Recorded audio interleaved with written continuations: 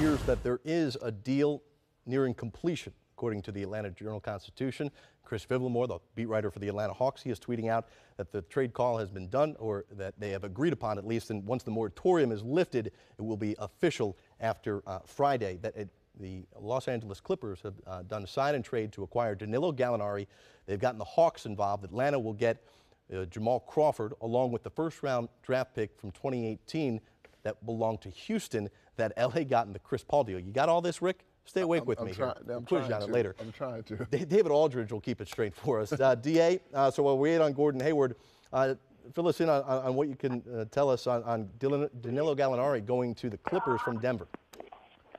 Okay, well, this is going to be a three-team trade that where Gallinari goes to the Clippers, sign and trade. Millsap winds up in Denver.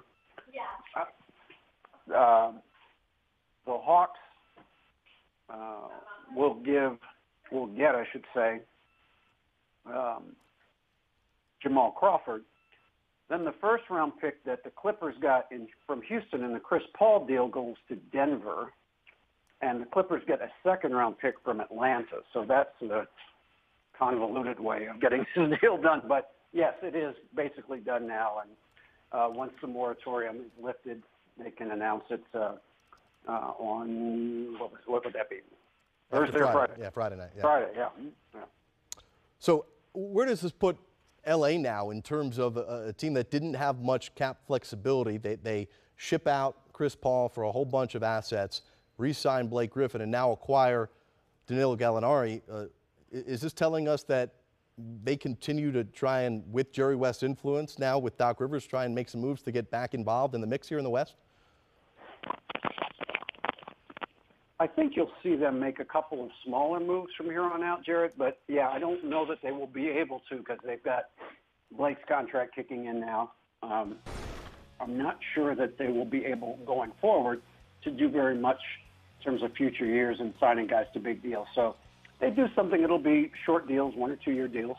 But, yeah, they still, I think, will be able to attract a couple of free agents that can help them. They're even though Chris Paul is gone, that's still going to be an interesting team when you've got Pat Beverly and you've got Decker, you've got Lou Williams. At least for now, these are the people that you have there, along with what will be an interesting front court with Gallinari playing a lot of the three, Blake at the 4, and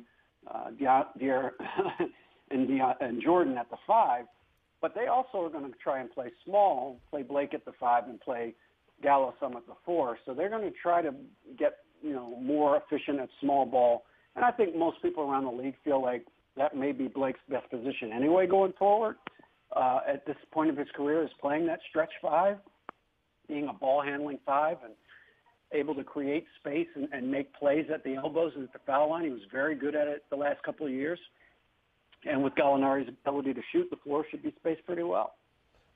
All right, there's been a lot of buzz overnight when we first started hearing about this trade that Jamal Crawford was not long for Atlanta. Certainly you wouldn't think his salary and what he offers a team would be what the Hawks would want to keep when it looks like they're trying to rebuild. So what do you think the chances are that there's a buyout in Atlanta with Crawford, or they can flip him and acquire more assets to a team that could use Jay Crossover's skills? Well, yeah, I think their preference obviously is going to be to flip him.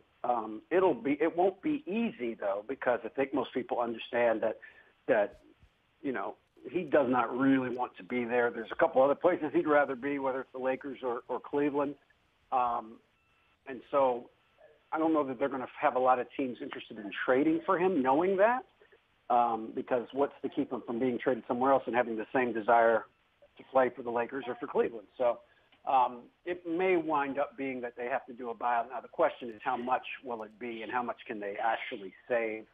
It may not be as much as Atlanta would like, but the ability to get something for him at a smaller price, it may be to free it up, because I just, it's a rebuilding team, and I know that is not where he wants to be. It's not his first choice.